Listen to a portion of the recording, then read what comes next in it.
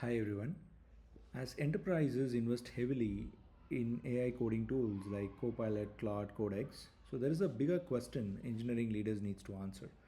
How much of the code generated by AI actually makes into production? Today, most AI coding tools give you metrics like lines of code generated, suggested, accepted, etc. But these are essentially vanity metrics. They don't tell you whether that code actually got committed, merged, deployed, and ultimately survived in production. So that's where Signals AI adoption comes in handy. So let me show how it works. So this is an editor wherein an engineer can add a sample code using AI, and in the background Signals AI captures the AI interaction and accurately attributes the AI generated code. You can see here at a commit level, repository level, and an author level, and it also tells you whether this code is actually going to survive in production or not. So let me go ahead and add and then add a different commit message, like let's say for demo 2, demo 1, and then let's say I push this to my trunk as well. Now you just make a note of this commit ID, which is starts with AF3, etc. Most importantly, like I said, whether this particular thing is actually merged into my trunk or goes into my release branch of production, etc. So how do we verify this is if I just go back to my Signals dashboard and then just refresh this to reflect the commits.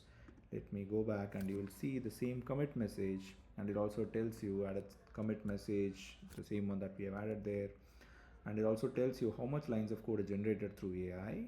And this gives engineering leaders a much more meaningful view of AI adoption. It doesn't just stops there, it also gives you a very detailed view of also the pull request. So it tells you at a pull request level as well how much lines of code generated through AI, how much lines of code generated through human, what are the commit messages, and so on and so forth. And if you also expand the pull request, it tells you what is the overall time taken for coding, pickup, review, and merge, and so on and so forth. And most importantly, it also gives you cost per pull request or cost per feature, depends on your team configuration. It also gives you a very detailed insights on member level adoption. You will know who are all the engineers in medium, who are all engineers in low adopters, and what is their impact on engineering metrics like coding time. Are we able to ship faster using PR velocity? You'll be able to understand it. Are we able to do more with the same team or less with the same team? We'll be able to understand through the throughput and created PRs. How much tokens are we consuming? What is the estimated cost per engineer, per feature, and so on and so forth.